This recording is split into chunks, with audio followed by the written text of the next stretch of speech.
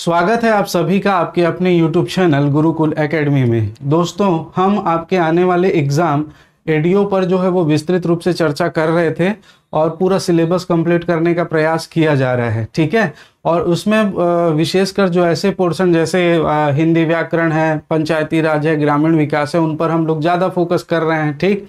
तो उसमें हिंदी व्याकरण पर हम लोगों ने पिछली क्लास में वर्णों पर चर्चा की थी। आज देखेंगे शब्दों के प्रकार जो बहुत कम मिलेंगे दोस्तों आपको, और इस पैटर्न में इन्हीं से ही प्रश्न जो है वो बन रहे हैं। तो ये क्लासेस बहुत ज़्यादा इम्पोर्टेंट है आपके लिए। ठीक है। तो उसको देखने से पहले हम थोड़ा सा ये देख लेते हैं कि शब्द किसे कहते हैं, इसकी परिभाषा क्या होती है। ठीक। तो शब्द की परिभाषा देखिए क्या हो जाएगी। परिभाषा क्या होगी। वर्ण या अक्षरों के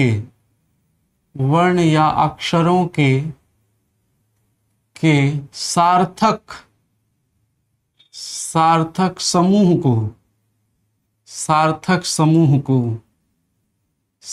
समूह को क्या कहते हैं दोस्तों। शब्द कहते हैं। वर्ण या अक्षरों के सार्थक समूह को क्या कहा जाता है। शब्द कहा जाता है। यहाँ पर याद रखना ये जरूरी है कि सार्थक होना चाहिए। ठीक है।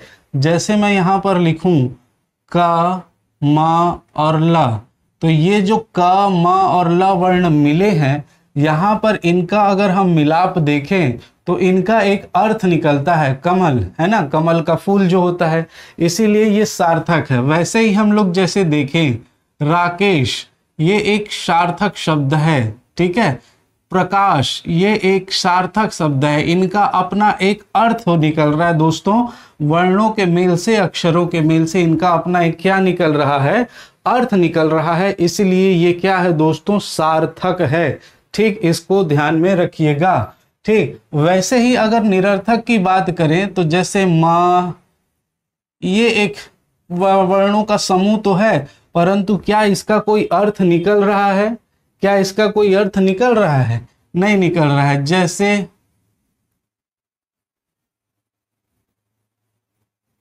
इसका कोई अर्थ निकल रहा है, नहीं निकल रहा है। इसका कोई अर्थ निकल रहा है, नहीं निकल रहा है। ठीक है। तो ये सारे शब्द वर्णों या अक्षरों के समूह तो हैं, परंतु ये जो हैं वो क्या हैं, शब्द नहीं है। वर्णों का समूह है, अक्षरों का समूह है, परंतु ये शब्द नहीं है, क्योंकि ये सार्थक नहीं। इनका अपना एक क्या होना चाहिए, अर्थ होना चाहिए। ठीक है। और यहीं पर एक पॉइंट और याद रखेगा, क्या कि भाषा की सार्थकता के आधार पर, भाषा की सार्थकता के आधार पर भाषा की सार्थकता के आधार पर सबसे छोटी इकाई, भाषा की सार्थकता के आधार पर सबसे छोटी इकाई कौन सी होती है, शब्द होती है। ठीक है। शब्द होती है। भाषा की सार्थकता के आधार पर सबसे छोटी इकाई शब्द होती है। इस बात को ध्यान रखेंगे। ठीक। अब यहाँ पर एक और शब्द आ रहा है दोस्तों, और वो है अक्षर। अक्षर आप लोग जानते होंगे, बचपन से पढ़े हैं। अक्षर क्या होता है, संस्कृत में कहते हैं न क्षरति इति अक्षरम, न क्षरति इति अक्षरम, जिसका कभी क्षय नहीं होता। क्षय मतलब नष्ट नहीं होता, वो क्या है, अक्षर है। अक्षर कभी भी नष्ट नहीं होते हैं। ठीक है। तो अक्षर किसे कहते हैं, तो अक्षर कहते हैं सभी स्वरों को, सभी स्वर तथा स्वर सहित व्यंजन, सभी स्वर तथा स्वर सहित व्यंजन क्या कहलाते हैं, अक्षर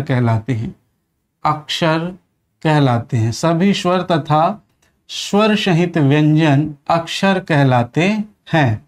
ठीक है, अब देखिए सभी स्वर मतलब आप जानते ही हैं कौन कौन सा, आ ई री डैश डैश डैश, ये पूरे के पूरे 11। ठीक, वैसे ही व्यंजन, व्यंजन आप जानते हैं क्या, क ख म फ ट ध आदि। अब इसमें यदि आप हलंत लगा देते हैं, शुद्ध रूप में लिख दे, शुद्ध मतलब इसके मूल रूप में लिख देते हैं, हलंत लगा दिए, इसका मतलब अब ये क्या है, अक्षर नहीं कहलाएगा। स्वर सहित व्यंजन होना चाहिए, हलंत उसमें नहीं लगा होना चाहिए, तो ये क्या कहलाएगा, अक्षर कहलाएगा। अब ये अक्षर में आप कोई भी लगा दो, कौ कौ, ये सभी क्या हैं, अक्षर हैं। मो माँ, ये सभी क्या है दोस्तों, अक्षर कहलाएंगे। ठीक है, मेरे ख्याल से अब अक्षर आपको क्लियर है, ठीक, पूरी तरह से। चलिए अब देखते हैं दोस्तों, अक्षर के बाद एक और आता है पद। पद क्या होता है, ठीक, तो ये जो शब्द है, ये शब्द को ऐसे का ऐसा आप लिख दीजिए तो ये शब्द है, परंतु इन शब्दों का जब शब्दों का वाक्यों में प्रयोग कर दिया जाता है, शब्दों का वाक्यों में प्रयोग कर दिया जाता है, प्रयोग कर दिया जाता है, तो वो क्या कहलाते हैं, तो वे पद कहलाते हैं, पद कहलाते हैं। जब शब्दों का वाक्यों में प्रयोग कर दिया जाता है तो वे क्या कहलाते हैं, पद कहलाते हैं। ठीक है, देखिए ये बारीक बारीक छोटी छोटी बातें हैं और इनसे ही प्रश्न बनते हैं। ठीक है, बारीक बारीक छोटी बातें हैं लेकिन इनसे ही दोस्तों प्रश्न बनते हैं, इस बात को बहुत ढंग से आप ध्यान रखिएगा। ठीक है, ये पद कहलाते हैं। जैसे ये कमल है, अकेले लिख दो, ये शब्द है बिल्कुल, परंतु मैंने लिखा कि कमल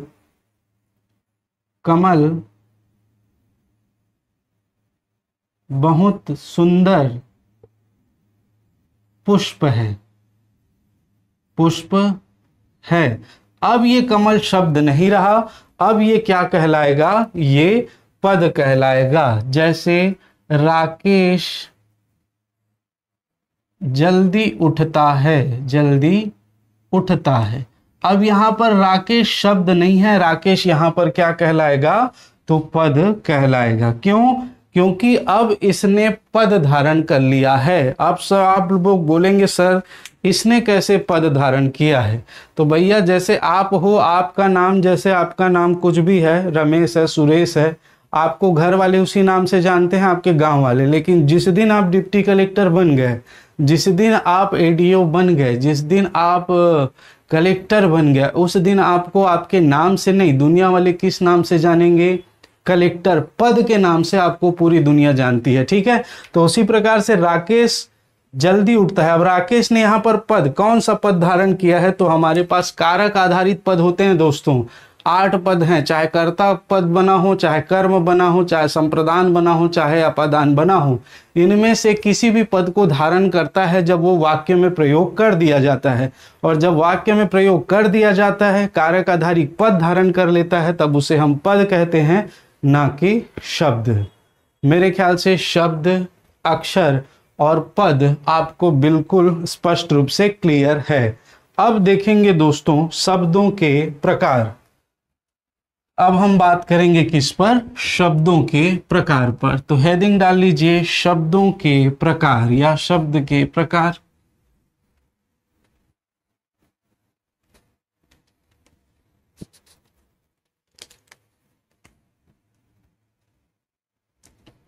शब्द के प्रकार, ठीक है, तो ये प्रकार देखिए, इसको हम थोड़ा सा 2-3 भागों में बांटकर पढ़ते हैं तो ये अच्छे से क्लियर होगा, है ना। सबसे पहले बात करें हम तो शब्द होगा, पहला इसका डायवर्शन उत्पत्ति के आधार पर, उत्पत्ति के आधार पर। ठीक है, दूसरा हम बात करेंगे तो ये होगा व्युत्पत्ति के आधार पर। ये दूसरा, व्युत्पत्ति के आधार पर। और तीसरा होगा दोस्तों इसका, तीसरा क्या हो जाएगा, विश्लेषणात्मक पक्ष या व्याख्यात्मक पक्ष। विश्लेषणात्मक या शब्दों का जो विश्लेषणात्मक पक्ष होता है या व्याख्यात्मक पक्ष होता है वो हो जाएगा। ठीक है, तो चलिए हम सबसे पहले देखें व्युत्पत्ति के आधार पर। ठीक है, सबसे पहले हम बात करेंगे किस पर, व्युत्पत्ति के उत्पत्ति के आधार पर। तो उत्पत्ति के आधार पर यदि देखें तो पहला होगा दोस्तों तत्सम शब्द, तत्सम शब्द। दूसरा हो जाएगा यहां पर तद्भव शब्द, तद्भव शब्द। और तीसरा हो जाएगा यहां पर तत्सम तद्भव देशज, देशज शब्द।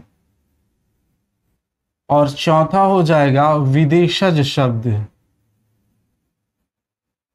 विदेशज शब्द। और पांचवा हो जाएगा दोस्तों संकर शब्द, संकर शब्द। ठीक है, चलिए नेक्स्ट बात करें दूसरा व्युत्पत्ति के आधार पर, है ना। व्युत्पत्ति के आधार पर देखें तो पहला होगा रूढ़ शब्द, पहला हो जाएगा रूढ़ शब्द। दूसरा हो जाएगा यौगिक, यौगिक शब्द। और तीसरा हो जाएगा दोस्तों योग रूढ़ शब्द, योग रूढ़ शब्द।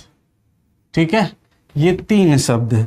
और ये जो तीन हैं, ये रूढ़ शब्द, यौगिक शब्द, योग रूढ़ शब्द, इसका जो निर्माण होता है, इसका जो निर्माण होता है दोस्तों वो किससे होता है, ये मोस्ट इंपॉर्टेंट है। इसका जो निर्माण होता है, निर्माण की प्रक्रिया पहला संधि के द्वारा, किसके द्वारा, संधि के द्वारा। दूसरा समास के द्वारा, समास के द्वारा। तीसरा उपसर्ग के द्वारा, उपसर्ग के द्वारा। और चौथा है प्रत्यय के द्वारा। ठीक है, तो इन चार जो हैं शब्द निर्माण के तत्व, इनसे जो है वो रूढ़, यौगिक और योग रूढ़ शब्दों का क्या होता है, निर्माण होता है व्युत्पत्ति के आधार पर। ठीक है, तो रूढ़ शब्द, यौगिक शब्द और योग रूढ़ शब्द आप ध्यान रखिएगा। इसके बाद आते हैं हम व्याख्यात्मक पक्ष में, या इसी को कहते हैं विश्लेषणात्मक पक्ष, विश्लेषणात्मक पक्ष। अब इसको हम लोग जो है वो कितने भागों में बांट दें, 2-3 भागों में बांट देते हैं। ठीक है, सबसे पहले इसमें देखें अर्थ के आधार पर, अर्थ के आधार पर, अर्थ के आधार पर। अर्थ के आधार पर यदि हम बात करें तो यहां पर इसके दो भेद होंगे। कौन कौन से होंगे, एक निरर्थक शब्द, निरर्थक शब्द, निरर्थकता की भी सार्थक वाले शब्द आगे हम लोग देखेंगे। दूसरा इसमें देखेंगे सार्थक शब्द, सार्थक शब्द। सार्थक शब्दों के अंतर्गत आता है आपका पर्यायवाची शब्द, पर्यायवाची शब्द। और जो है वो और आता है आपका विलोम शब्द। तो सार्थक शब्दों के अंतर्गत एक आएगा पर्यायवाची, एक आएगा विलोम शब्द। ठीक है, तो इसको भी आप ध्यान रखेंगे अर्थ के आधार पर। इसके बाद देखें दोस्तों, इसमें एक होता है विकारी शब्द, विकारी शब्द किसे कहते हैं? जिसमें परिवर्तन होता है। मैं अभी बताने वाला हूं, 2 मिनट रुक जाइए, सब कुछ समझ में आ जाएगा। तो विकारी शब्द कौन कौन से हैं? विकारी शब्द हैं संज्ञा, संज्ञा, दूसरा है दोस्तों सर्वनाम, सर्वनाम, तीसरा है आपका विशेषण, विशेषण, और चौथा है आपका क्रिया। ठीक है, ये हो गया विकारी शब्द। अब हम बात करें नेक्स्ट अविकारी शब्द। अविकारी शब्द मतलब जिसमें विकार नहीं होता है, अविकारी शब्द। तो अविकारी शब्द कितने हैं? तो देखिए, पहला क्रिया विशेषण, क्रिया विशेषण, दूसरा समुच्चय बोधक अव्यय, समुच्चय बोधक अव्यय, तीसरा संबंध बोधक अव्यय, संबंध बोधक अव्यय, चौथा विस्मयादि बोधक अव्यय, विस्मयादि बोधक अव्यय। ठीक, और पांचवा इसी में और ले लिया जाता है निपात। पांचवा क्या ले लेते हैं दोस्तों? निपात। तो ये हैं हमारे शब्दों के भेद, कह लीजिए शब्दों का प्रकार कह लीजिए, है ना, ये होते हैं शब्द। ठीक, अब विकारी शब्द के विकारक पद होते हैं। ठीक है, तो इसको ध्यान रखेंगे। विकारी जो शब्द हैं इनमें विकार किसके आधार पर होगा? लिंग, वचन, काल और कारक के आधार पर, जिसे हम क्या कहते हैं? विकारी पद कहते हैं। तो यहां पर मैं लिख देता हूं विकारक तत्व, विकारक तत्व। तो विकार किस आधार पर होगा? लिंग, वचन, काल, कारक, वाच्य और पुरुष के अनुसार। ठीक है, तो ये इसके क्या हैं दोस्तों?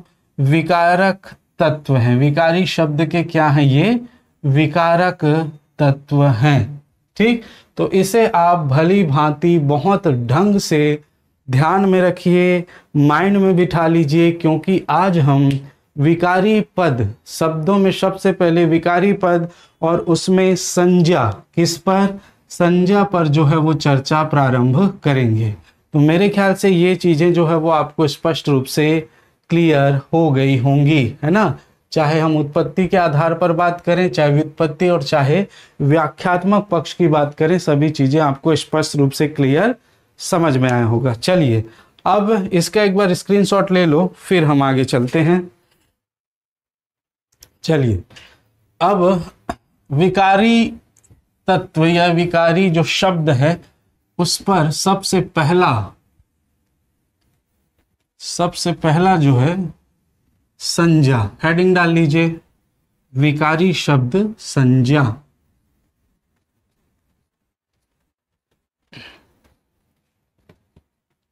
विकारी शब्द संज्ञा।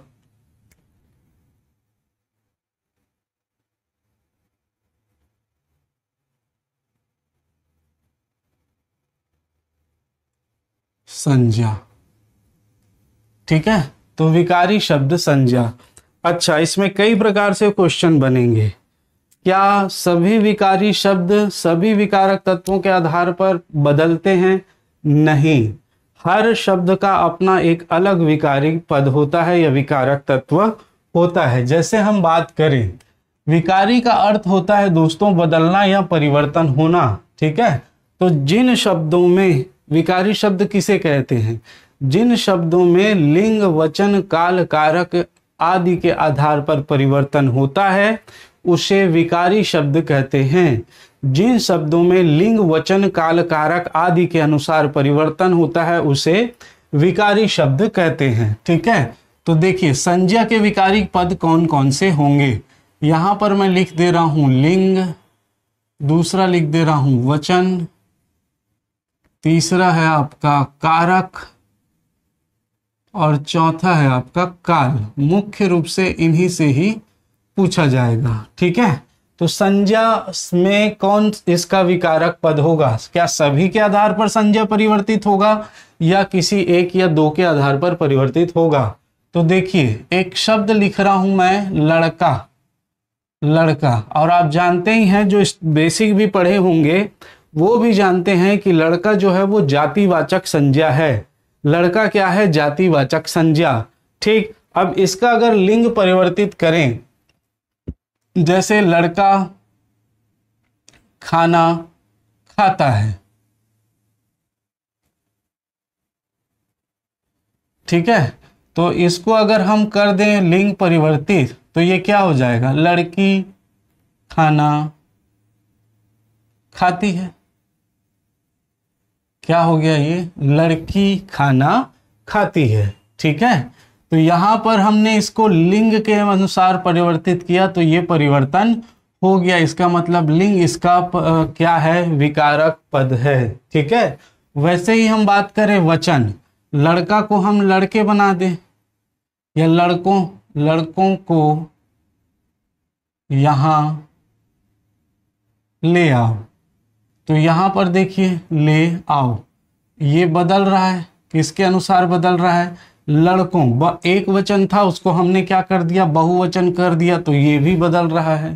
ठीक है, कारक के अनुसार बदलेगा क्या? हाँ बदलेगा। लड़कों को है यहाँ पर, लड़कों ने कर दीजिए, लड़कों ने, लड़कों से, लड़कों द्वारा, ठीक है, या लड़के द्वारा, लड़के से, लड़के ने।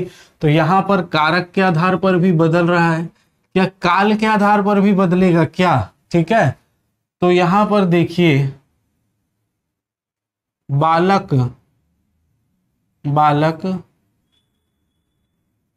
सो रहा, बालक नहीं, बालक, या ऐसी कोई ले लेते हैं, लड़का खाना खाता है, तो यहां पर लड़का खाना, काल परिवर्तित कर दो, खाता था। ठीक है, लड़का खाना खाता था, और हमने इसका काल परिवर्तित कर दिया। ये प्रेजेंट टेंस में था, इसको हमने पास्ट में कर दिया। कोई बदला? नहीं बदला। लड़के में कोई परिवर्तन हुआ क्या? नहीं हुआ। लड़का खाना खाएगा, अब हमने इसको भविष्य काल में कर दिया, फिर भी लड़के में कोई परिवर्तन हुआ क्या? नहीं हुआ। इसीलिए ये क्या है दोस्तों? ये काल के अनुसार नहीं बदलेगा। बाकी लिंग, वचन और कारक इसके क्या हैं? विकारी पद हैं। लिंग, वचन और कारक इसके क्या हैं? विकारी पद हैं। इसको ध्यान में रखिएगा। ठीक, चलिए, तो इसका आप एक बार स्क्रीनशॉट ले लो। चलिए, अब देखते हैं संज्ञा किसे कहते हैं, या संज्ञा क्या होता है। आपने पढ़ा होगा बहुत ढंग से, लेकिन फिर भी आप ये सोचिए, स्टार्टिंग के 15-20 मिनट जो हमने चर्चा की उसमें से आपको कितना आता था, कितनी आपको जानकारी थी, है ना? तो ऐसे ही पूरे डेप्थ के साथ हम पढ़ाई करेंगे। ठीक, संज्ञा, संज्ञा जो है दोस्तों क्या होता है? संज्ञा दो शब्दों से मिलकर बना है। एक होता है सम और एक होता है ज्या। सम मतलब सम्यक रूप से, ज्या का अर्थ होता है जानना। सम्यक रूप से, ज्या का अर्थ होता है दोस्तों जानना। किसको जानना? तो सभी चीजों को जिस नाम से हम जानते हैं। किन सभी चीजों को? तो देखिए, आप जो उदाहरण होगा वो उदाहरण 1 2 4 8 10 नहीं, पूरा लाखों करोड़ों वाला उदाहरण होगा। इस ब्रह्मांड में, पूरे ब्रह्मांड में आप जितनी भी चीजों को नाम से जानते हैं, ठीक है, इस ब्रह्मांड में जितनी भी चीजों को आप नाम से जानते हैं वे सभी क्या हैं? संज्ञा हैं। ठीक है, वे सभी क्या हैं? संज्ञा हैं। ठीक, इस पूरे ब्रह्मांड के समस्त पदार्थों का जो नाम है वो क्या है? संज्ञा है। ठीक है, लेकिन आप जो बचपन से परिभाषा पढ़े हैं हम उन्हीं को ही लेकर चलेंगे। ठीक है, किसी भी व्यक्ति, वस्तु, स्थान या भाव के नाम को क्या कहते हैं? संज्ञा कहते हैं। तो आपने उसी को ही पढ़ा है, तो हम पहले उसी को ही समझ लेते हैं। देखिए इसकी परिभाषा मैं लिख देता हूं। परिभाषा, किसी भी व्यक्ति,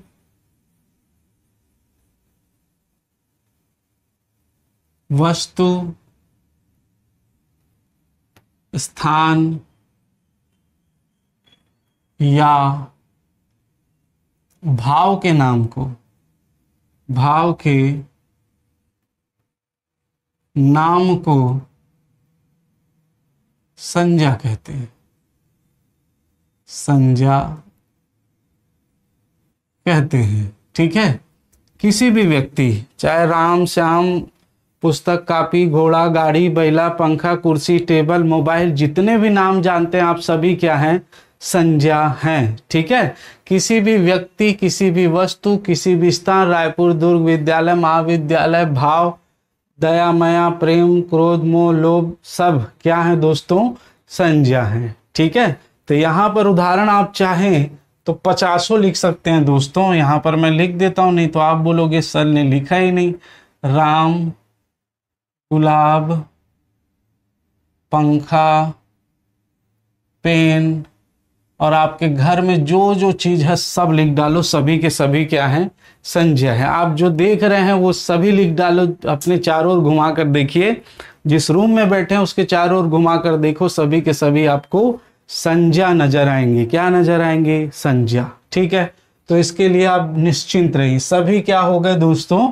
संज्ञा कहलाते हैं।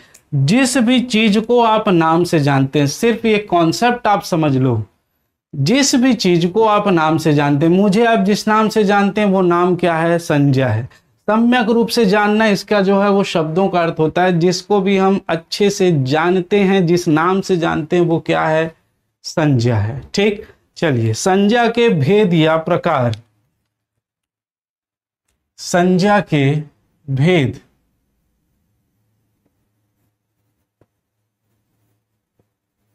या प्रकार।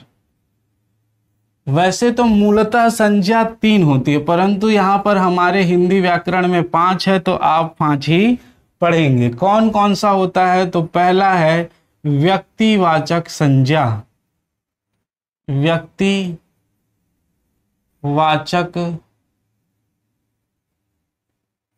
संज्ञा।